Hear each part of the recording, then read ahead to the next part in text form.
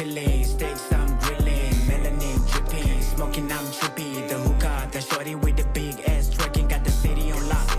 Genie be type of pockets, make a video thought. Turn a wife into a hoe, I done seen it a lot. And you ain't got no money, Uncle Phil hit the dot. Blah, blah, hit the spot. How's it going, people?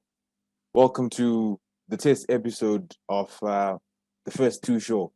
I'm going to be your host, Junior, and together with my co-host, Adrian. Hey guys. We're going to be discussing all things football, all things sport rather, but Mainly with football. particular focus on football. Yeah. Yeah. So let's get into it, broski. Today we're going to start off by discussing the Europa League final, which is upcoming in the next few days, which is Villarreal versus Man United.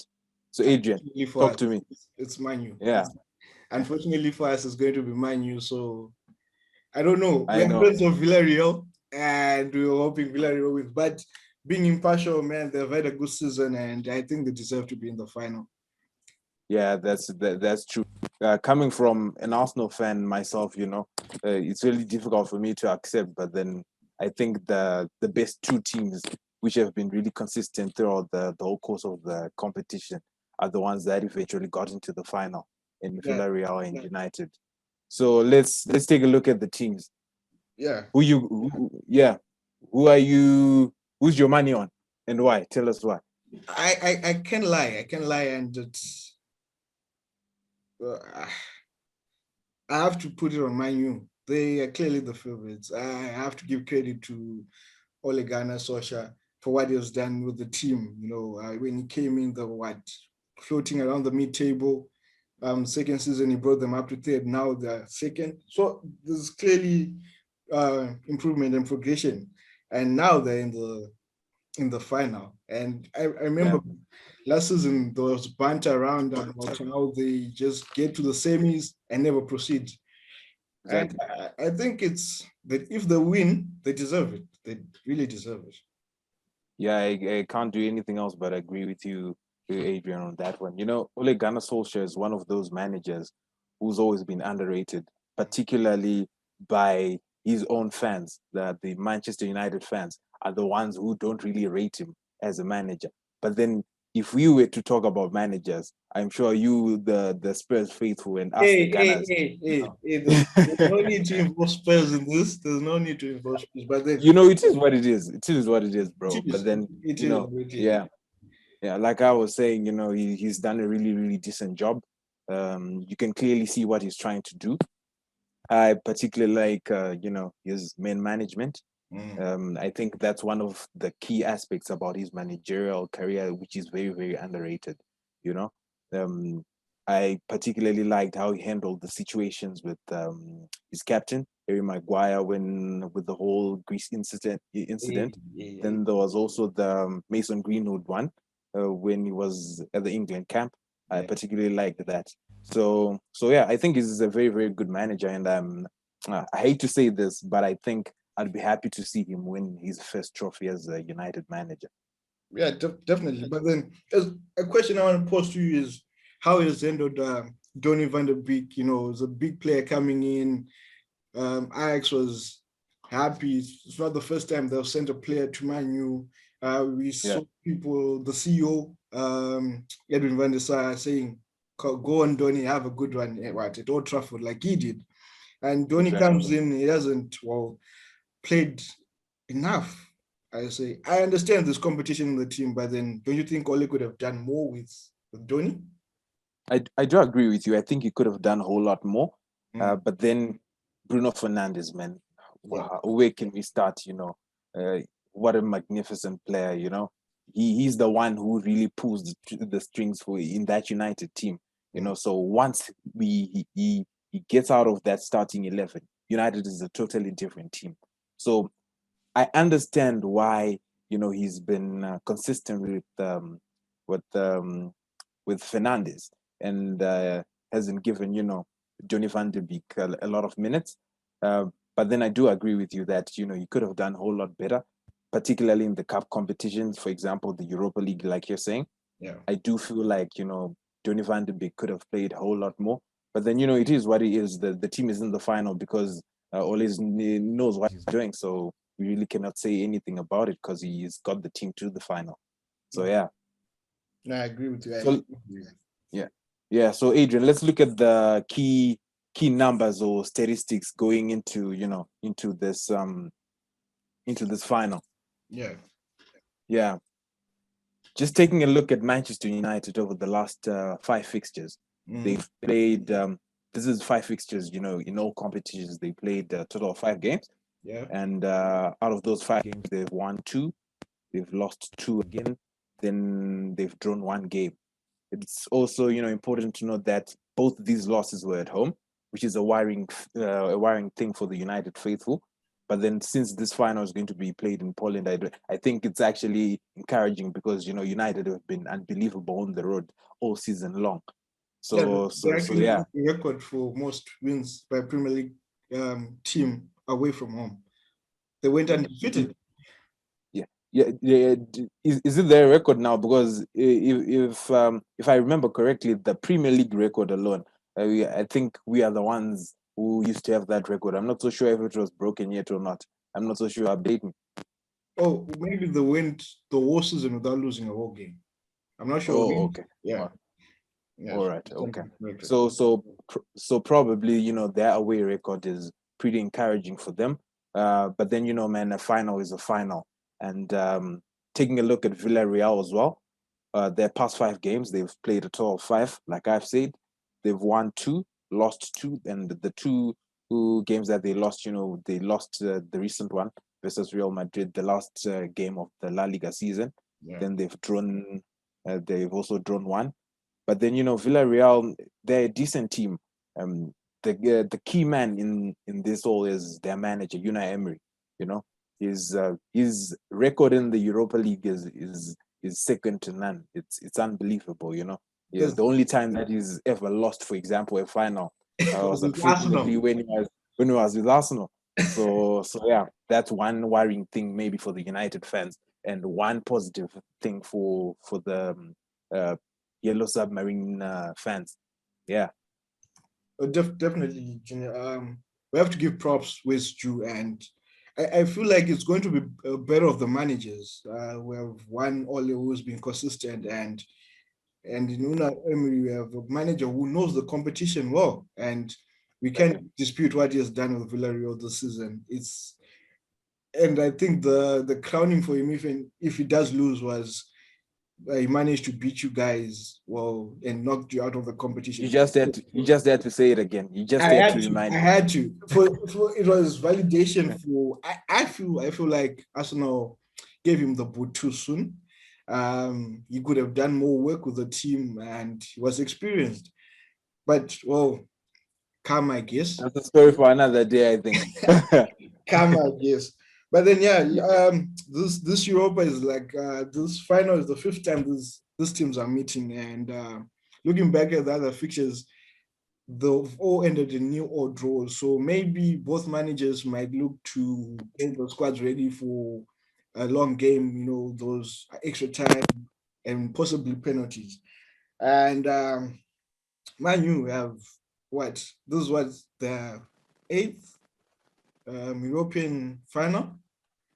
So maybe experience-wise, they're the better team coming into this matchup. And I don't know. To me, it seems like it's done on paper. I have to give it to Man U. I'm sorry. Yeah, unfortunately, I have to agree with you. I usually don't like agreeing with you, but on that one, I think I just have to go along with you. Even if we, take a look at the road that both teams have taken, to get to the final. Looking at Manchester United, obviously they did drop out of, the Champions League. So they didn't play the group stages of the Europa League. But then if you look at the teams that they played against, the caliber of the teams that they played, I think they had the toughest road to get to the final. So they are worthy finalists. They played, for example, they played Real Sociedad at the time. Sociedad with David Silva was playing, they were playing very, very attractive football. Very, yeah, I think, and they beat them what, 4-0, Yeah, the if I remember correctly. and then drew Yeah. in the reverse fixture. Oh, yeah, exactly. Then they played Granada. I think that one was a bit easier. Then AC Milan, another tough fixture. Then Roma, they blew them away. So, yeah, Yeah, exactly. Man U, it seems like it's going to be a Man U final, in my opinion. I just hope we get a good game, both teams play open and expansive football, and we get to see what the fans want. I feel like it's a chance for the Europa League to come out of the shadows. It's just a second tier competition, man. There's some really good football played. Barring the fact that both our teams played there, so maybe that's why we're best. But then it has really provided some gems over the years. Those years that Sevilla have dominated the competition. I feel like it's the Europa League's chance at last. So maybe we can get a good final this year. Yeah, I totally get where you're coming from, Adrian. Then taking a look at, Villarreal's path, they played RB Salzburg. Yeah. Then played Dynamo Kiev. Then they played Dinamo Zagreb. If I remember correctly, that's the team that beat you guys. I'm sorry, man. I just had to throw that one in. Fair point. Then we celebrated. Unfortunately, then they came and beat us, and knocked us out of the competition. But it is what it is. Yes. Yeah. So looking at both paths to the final, undeniably, without question, United's road has been a whole lot more difficult. So I think we're basing on that alone. You have to give the nod to United. Definitely, Junior. And maybe the thing that might become a factor would be the squads. I didn't really follow Villarreal squad throughout the season, but then they have a pretty decent squad, and the players are exciting. Man U, they know that Harry Maguire has an injury. Ole pretty much confirmed that he won't be playing in the final. But other than that, the squads both seem pretty healthy and ready to go. Yeah, that's very true. But what's your take on this whole Harry Maguire situation? Do you think that United have got enough depth, to cope with the absence of their captain in Harry Maguire? Do you think that gap can be filled, and have the entire team, cross that final, the white line, and do the job? Definitely, I do. Let's not forget, Man U have Eric Bailey available. They have Axel Tanzebe available. They have Victor Lindelof. I understand they might not be their first choice, but then in Bailey and Lindelof, those guys have not world-class center backs per se, but those guys can do a job on a good day. Don't forget how Bailey was consistent over the years with blocks and tackles in the Premier League. So surely that must count for something. And overall, in their holding midfield in Fred and McTominay, those guys can screen the CB as well and do a fantastic job in protecting the back four.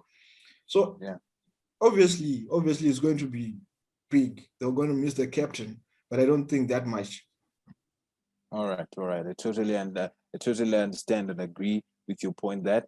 And what's your take, Bruno Fernandes? We really have to talk about this guy, man. The United fans see him as a Eric Cantona type of person, with all the charisma and everything. Then on the other side, the rival fans, I'm not so sure if it's just football banter or what. What's your take as a rival fan? How do you rate Bruno Fernandes? Is he as good as the United faithful say he is, or he's a decent player? What's your take? I won't lie. Bruno Fernandes is as good as they get. Take it from me, I'm a Tottenham fan. Let me put this in perspective, yeah? When Jose Mourinho first came to Tottenham, his first two signings that he wanted to make was Ruben Dias and Bruno Fernandes. Both players went on to go to Manchester clubs, and we've both seen the progression they've made and the contributions they've made to the teams, I just feel like other fans are jealous, man. Who wouldn't want Bruno on their team? Like, it's rare to Yeah, find the central attacking midfielder or a number 10 that's that good in this day and age. And man, that boy can whip the ball. He can strike yeah, the that's true. ball. And he's a good midfielder in my books, and I would be glad to have him on my team. Yeah, definitely, definitely. I would totally agree with you on that one as well. And then looking at Villarreal, I didn't take deeper look into the squad, but I'm not so sure if their winger in Samuel Chikwueze is going to play. I'm not so sure if he's fit, but then he's one tricky player as well, one to look out for. So so yeah, what's your take on the Villarreal squad? Do you rate them how on a scale of 1 to 10? With 1 being the lowest and 10 being the highest. What are the chances of Villarreal really giving United a proper run for their money? As far as this final is concerned. I won't lie to you. No one, we all love a good underdog story. But then coming into this game, I don't think they are underdogs per se. In their squad, they've Gerard Moreno, who just got caught up for the Spain national squad. They've Pau Torres, excellent defender. That Booker's bookkeepers are putting their money on that you move to Old Trafford as Yeah, a defender. In Samuel Chukwueze, like you said, tricky player. We all love a good winger, give the wing backs a run for their money. They have Paco Alcácer, season striker, world traveled, Carlos Barca, Johan Foyth. Well, the team is there. We just and the managers they might not be as good as this Man U squad, but then let's yeah. not underrate the squad. They have some phenomenal players. Watch Gerard Moreno, watch Pau Torres. These guys might change the outcome of the game, in my opinion. Absolutely spot on the Adrian. So I'm sorry, man. To end this Europa League preview, I have to put you on the spot, man. Who's your money on? And yeah, give us a little bit of insight as to why your money is on that particular team. Like I've said since the beginning, my money is definitely on Man U, man. It's a no-brainer in my books, unless Unai pulls the head out of the rabbit out of the hat, man. Man U have the squad. They have Bruno. They have Cavani. Oh, Oh this guy yeah, has been excellent this season, and yeah. they have a hardworking Marcus Rashford on the wing, a resurgent young Mason Greenwood. Things are looking good for them, but then it won't be an easy road. I predict a 3-2 scoreline. All right, I all right. So predict you're a seeing 3-2 goals in the scoreline. final. I see goals. All I see is goals. They're both exciting teams, man, and I wanna have fun with it. So I'm gonna say 3-2, but then Man U takes it. All right, okay. As for me now, I I definitely have to put my money on United. That's the only logical thing, man. But then we really cannot discount, Unai Emery and this Villarreal team. I think he's too experienced Mm. as far as the Europa League is concerned. He's a very tactical manager. Sometimes he overthinks.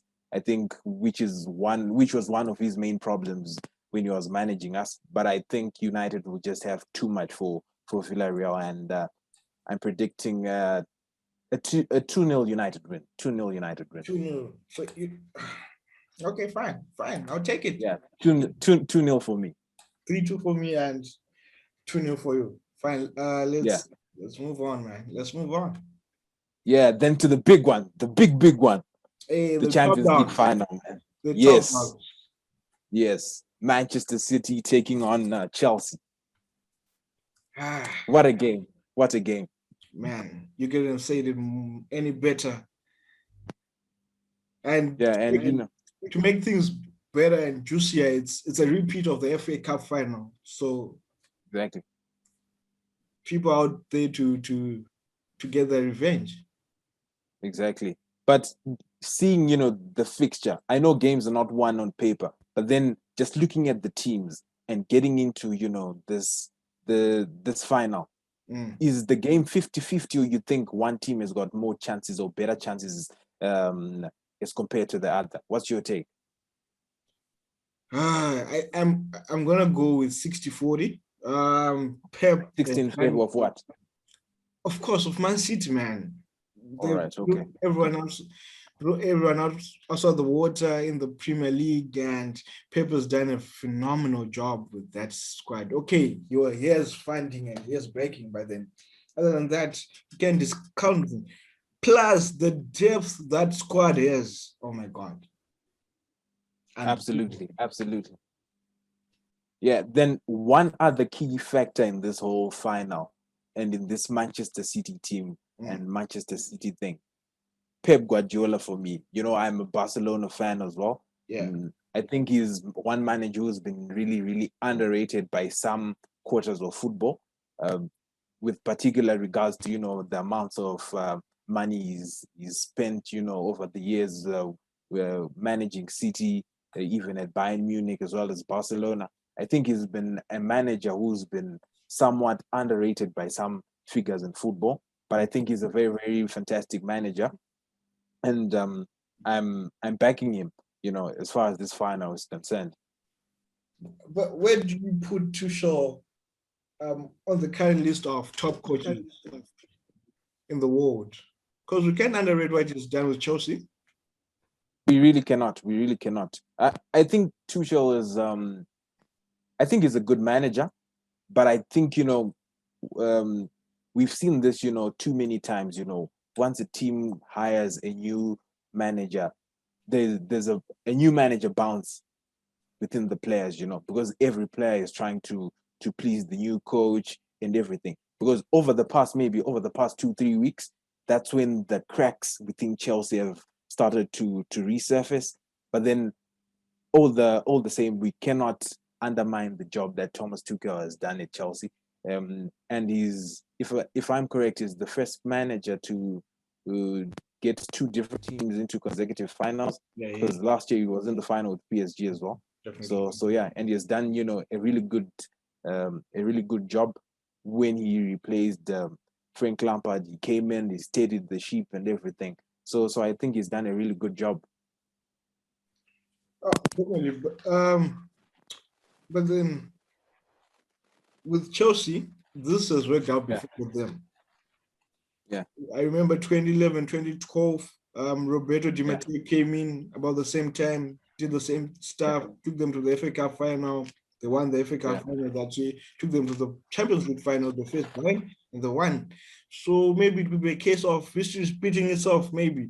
But then in Chelsea, I like the way that he's been able to integrate the big stars and the established names there and the youth that are coming in. Because everyone thought that when he came in, people like Mason Mount would get a look in. But it's been phenomenal what that kid has done, even got a player of the season award, if I'm not mistaken.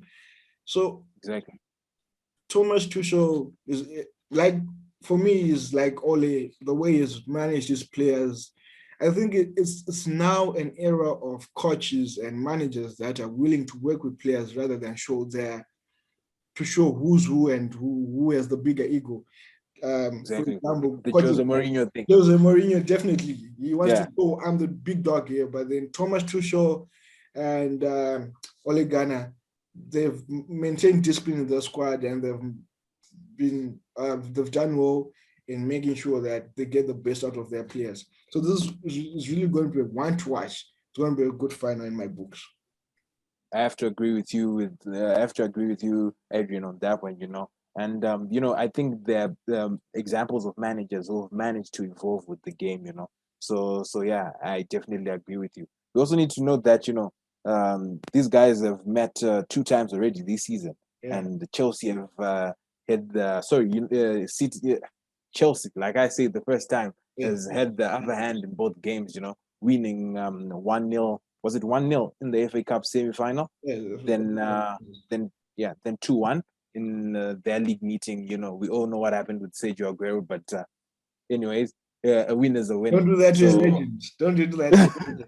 He is a legend, man. But then that penalty, I cannot go without mentioning it, man. But then that's a story for another day as well. So yeah, we also need to take note of, the key statistics getting into this game. So Yes, yeah, give we need to those. remember that Chelsea have got the psychological edge as far as this game is concerned. But then yeah, um, everything goes out of the window. It's a final. It's a 50-50 for me. Anything can happen. So yeah.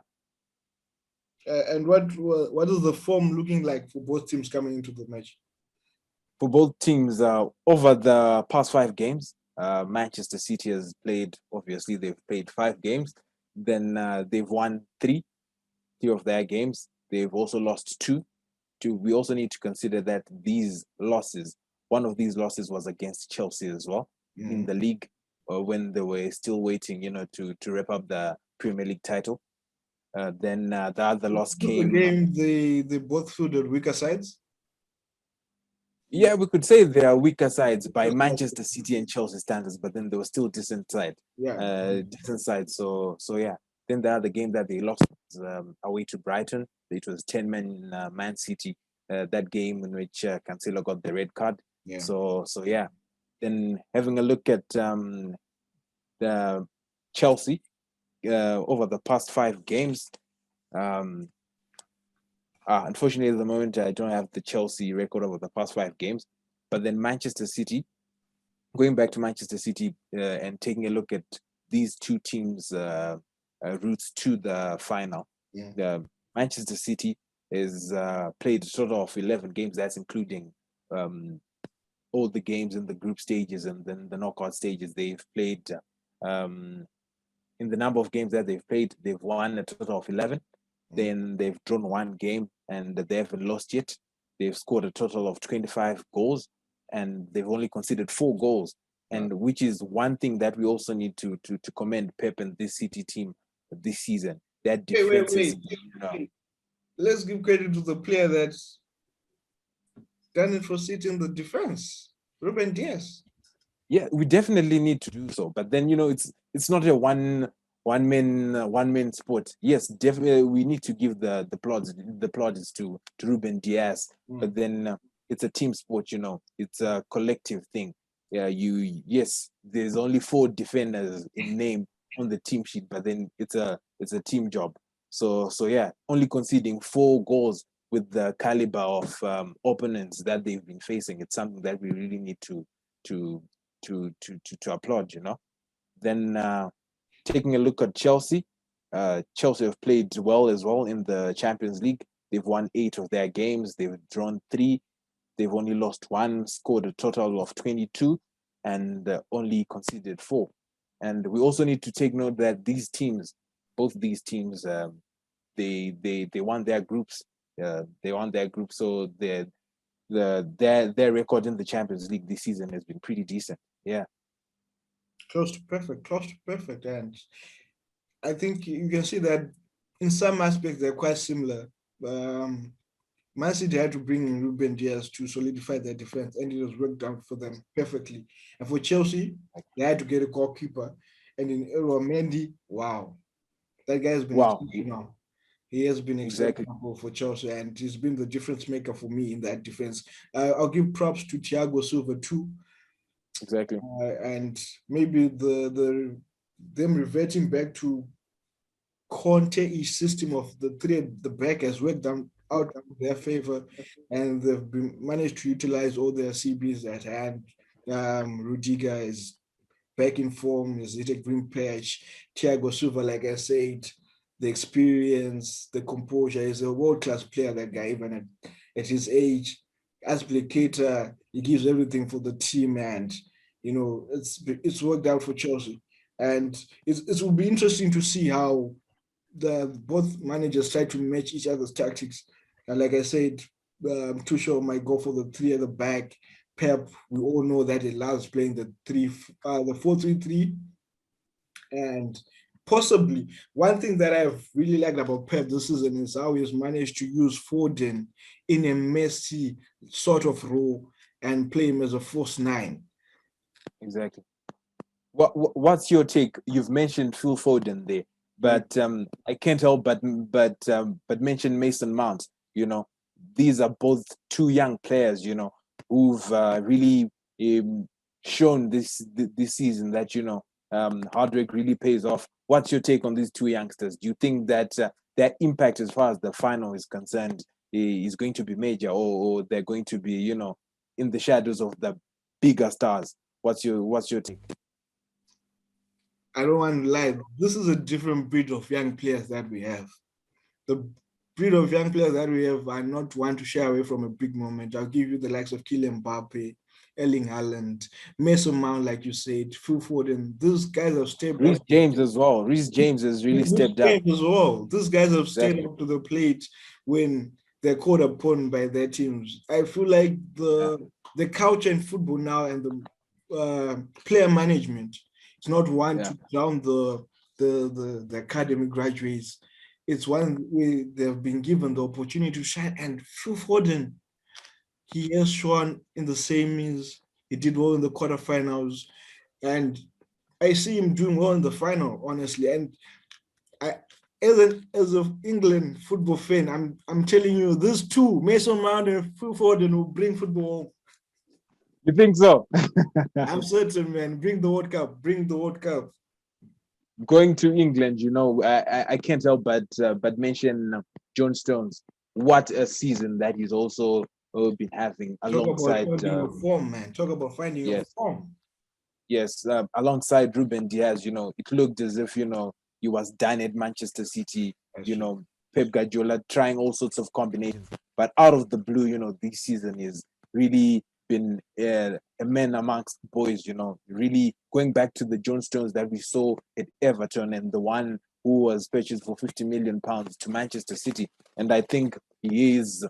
I would like to say maybe one of the unsung heroes in that City team, because he's been, a steady rock in that Manchester City backline. Definitely. And when Ruben Dias was purchased, I thought Pep was going to go for right-footed CB and left-footed CB combination in Ruben Dias and Emil Laporte. I was surprised to see Stones rediscovering his form, man. And we have to commend him for that. It's been beautiful. And in that City team, man, we can't go on without mentioning E.K. Gundogan. The guy has been exceptional. Oh my word.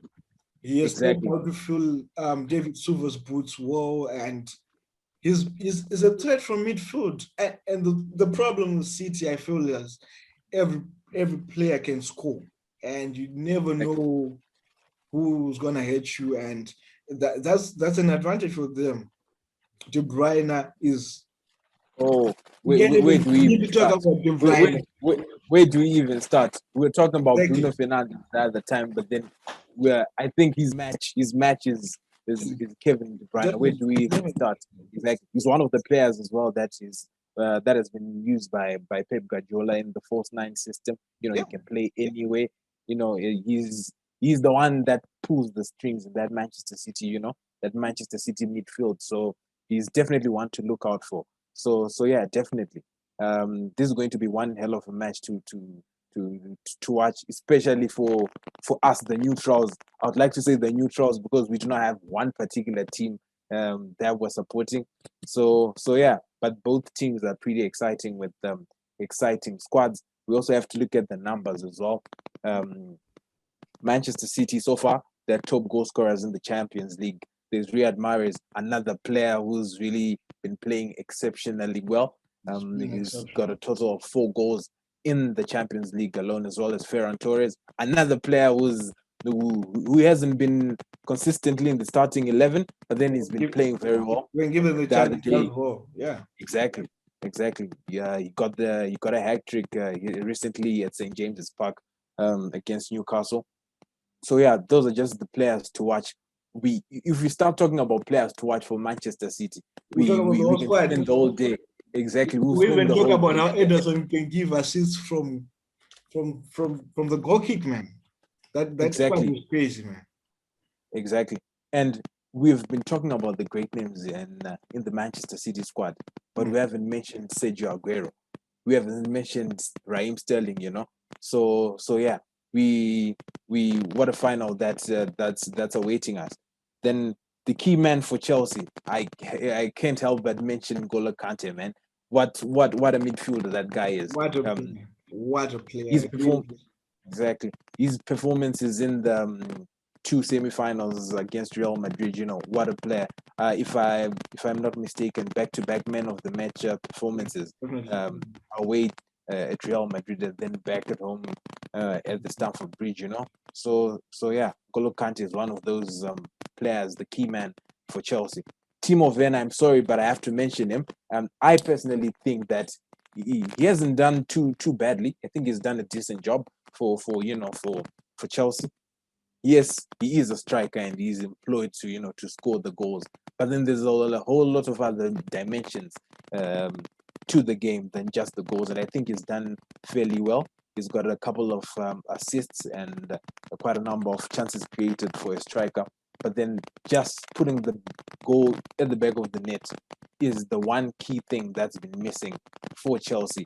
But then if we look at his numbers, for the Germany national team, even at his previous club. The he, we can see that he is a player who can score goals when the time comes. So I just think for the Chelsea fans, they just need to be a whole lot more faithful in him, and I think he's a pretty decent player. So yeah, those are the numbers.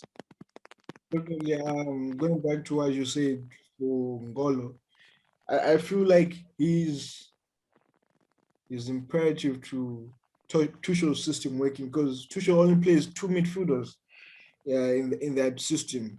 So if he needs someone who's hardworking and who's willing to put in the hard shifts, and in that man is Ngolo Kante. He does what everyone has to do, and he does it well. And he defends, he attacks, and he gives freedom to his other defensive midfield partner, be it Jorginho, be it Kovacic, or be it Mason Mount sometimes when it's involved to the CM role. He gives them the freedom to go and progress with the ball and attack. And it's been beautiful to watch him flourish in that system. There were times where it seems as if this was maybe the end when Lampard was still around, but then he's managed to reinvent himself with when Tuchel was around, and he has been rested for the past few games. Tuchel wanted to rest him, I guess, with the mind of the final coming up. And definitely, Timo Werner is one player. You can see that the goals are there. You can see the goals are there. He just needs time to adjust to the Premier League and the system maybe at Chelsea. But then the goals are there. They will come. They just need to be patient. I don't think this is another Fernando Torres on their books. I'm quite excited to see what Kai Havertz will do next season. I feel like if given the time, maybe more time in preseason, which I doubt that they will have because of the Euros and stuff. But then Yeah, if they get Havertz, Werner, Ziyech, and Pulisic firing, backed by yeah, a hardworking Mason Mount, they could be title contenders. But then going back to the final, man, definitely you want to put your best team forward. Maybe Kai won't make the first 11, understandably. But then I'm pretty sure in Mount and in N'Golo Kante, the two people that can carry the team going forward. Timo might get his chance. I just hope he takes the chances when he gets them because it's a big game. And sometimes in big games, chances come few and far between. But it's going to be an exciting match. Listen, both players want it. Both players are passionate. They're talented, and it's going to be a good final to watch. It's definitely going to be a good final to watch. yeah, definitely, Adrian, definitely. And then going back to the goalkeepers, like you were mentioning earlier on, Edward Mendy, what a revelation he's been, to this Chelsea side. Not just the saves, but he's been that um, calming body, in that Chelsea defense, calming everyone, getting the confidence of the defenders in front of him, which is one aspect which has been really underrated and or overlooked rather, as far as goalkeepers are concerned. But then one concerning thing now, he was substituted in the game against Aston Villa the other night. I'm not so sure whether or not he's going to be fit or not for the final, and I'm not so sure if Kepa Arrizabalaga will be able to do the job against a really really good Manchester City side. Well, if I was too sure, I'd be spending all my time praying right now because you need Edward Mendy that goal in the final, man. No lie, Yeah, he's done exceptional. And like you said, now people, as a Chelsea fan, I have watched football games with Chelsea fans when Kepa was still in goal. Every time they see cross, their hands will be in their hat. Like, they are scared. But then with Edouard Mendy, they're calmer, it's better. The way he distributes, the way he communicates. I really like what I see from him. And man, it's going to be, he could be the difference maker. He could be in yeah. that final. I think so too. I think so too. Against an attacking City side, he could be the difference maker. And even Yeah. his opposite number, Ederson, Oh possibly my God. the best keeper in the Premier League, in my opinion. Yeah, I think so too. I have to agree with you. He's the definition of a ball playing goalkeeper. Definitely. Definitely. How many times have we seen him? Straight from the goal kick, him ping the balls. Straight up to Aguero, beat Sterling to whatever. He's such a central figure in the way that Manchester City approach the game, playing out from the back and everything. He's also a pretty good shot stopper, which is what goalkeepers are employed for, So yeah, I think he's a very good goalkeeper as well. So yeah, Adrian, let's take a look at the routes that both these teams have taken, to get to the final. Starting off with Manchester City, I personally feel that Manchester City's route has been harder. For example, we've already mentioned that they topped their group in Group C. Then in the round of 16, they won 4-0 against Borussia Mönchengladbach. Then going on to the quarterfinal against a tricky Borussia Dortmund side with Erling Haaland and Marco Reus. They swept them aside. Exactly, they swept them aside. Won 4 goals to 2 in the semi-final against star-loaded, Paris Saint-Germain team. Swept them aside again by beating them 4-1. I've been really, really impressed by this Manchester City team, especially with the caliber of the teams that they've been facing in their route to the final. Definitely. Well, I don't dispute what you said, Junior. And going to the first knockout game with Mönchengladbach, most people underrate that team, but then that's a good team with the likes of Thuram, they were doing well. And I understand. The thing with Man City is when you come against them, they'll play their brand of football. That's one thing I like about them. They won't change. They'll play their brand of football, and it works for them almost every time. And it worked for them throughout the competition. I don't see them changing anything. And it's been good to watch, even when they came against, like you said, the star-studded PSG with Mauricio Pochettino. Yeah. They played the same brand of football, and it worked. They were fast, they were quick, they were attacking. It was just beautiful to watch. Take us through Chelsea. Yeah, taking a look at Chelsea, they won their Group E. Then in the round of 16, everybody thought, the tie against Atletico Madrid was going to be a whole lot more competitive, but then they swept them aside again. Moved on to the quarterfinal. I felt that, that one was already written in the stars, playing against Porto. I'm not underrating them, but I then generally felt that, Chelsea had too much in the tank for FC Porto. Yes, the score, the aggregate was 2-1, but then it doesn't really reflect the true, nature of the game. Then in the semi-final, yes, we know that Real Madrid is not the same Real Madrid, but then we cannot help but then mention the experience that that team has in, for example, that star-studded midfield in Casemiro, Toni Kroos, and Luka Modric. In fact, the whole squad, these are guys who've been there and they've done it. They've won the Champions League 3 times in a row, something that cannot be overlooked. Then in Zinedine Zidane, he's won the competition 3 times. He's won it as a player before as well. So yeah, I was really, really impressed by Chelsea's route as well. Yeah. Definitely. Going back to, me, I'm an Atletico fan, and thank you for congratulating us for winning the league. For ruining your day. Thank you. But then,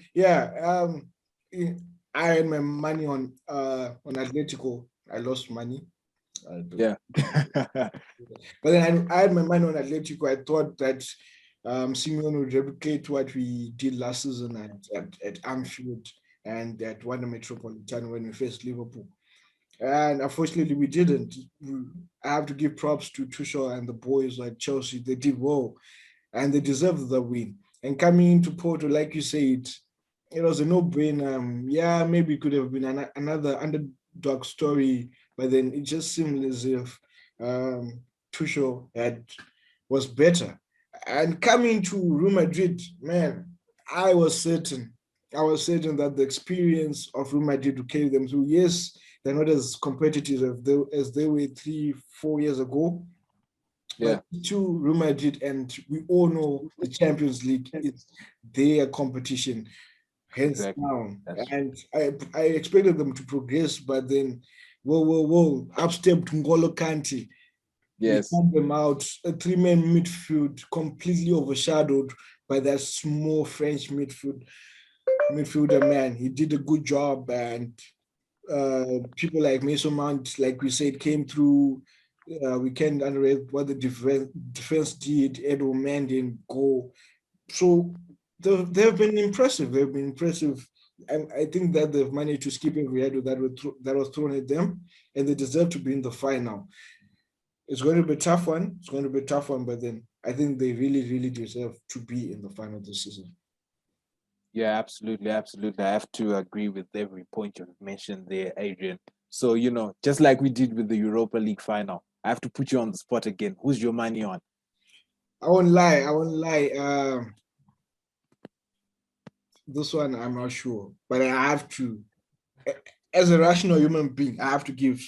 I have to give it to City. Listen, psychologically, people might say Chelsea have an advantage, but then at the same time, we can't um, uh, overlook how Chelsea might be overconfident after having beat City twice in the last 2 months or so. And I know Pep doesn't take things lightly. If you It go doesn't. back to those Real Madrid, Barcelona, Classico days, he took things personally, and he always tried to make sure he would get one over Real Madrid and Jose Mourinho. So now he has lost twice to Tuchel already. I'm pretty sure he won't want to lose thrice. So we're going to see a different City, a hungry City.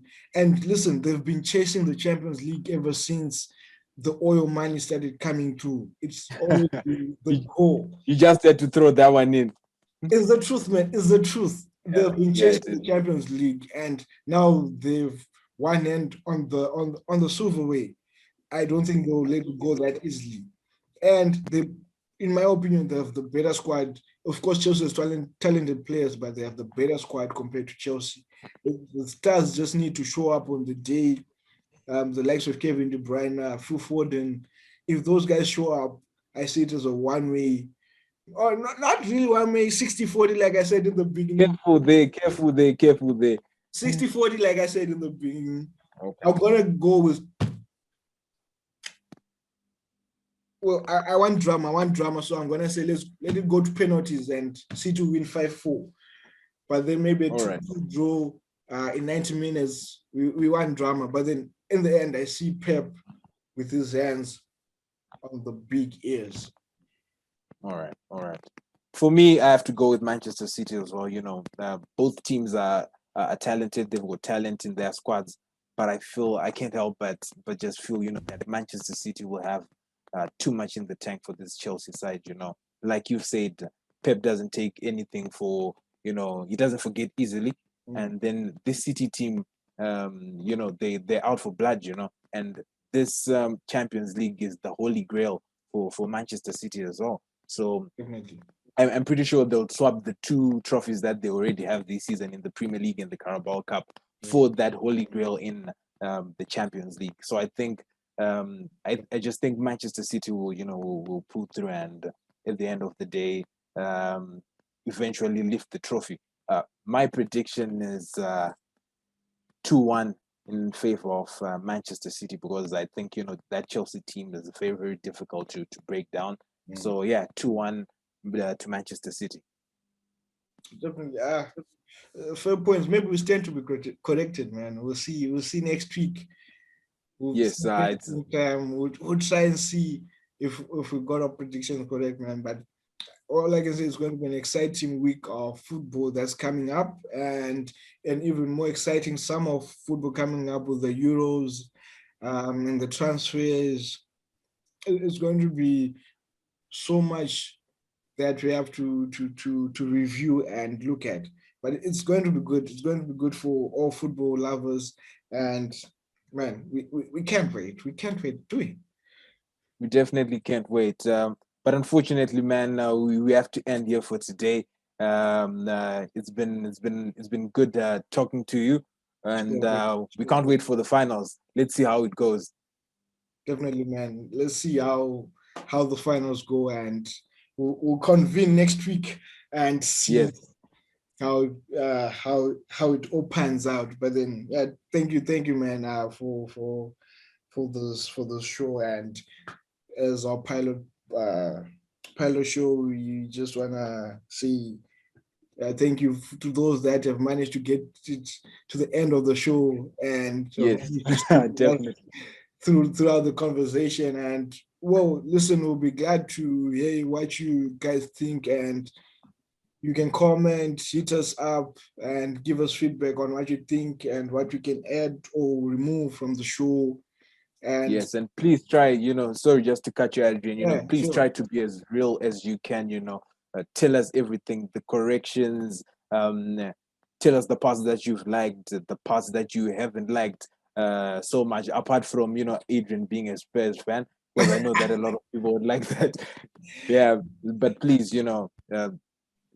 give us comments, tell us how we can improve the show so that we can bring, better content. And yeah, back to you, Adrian.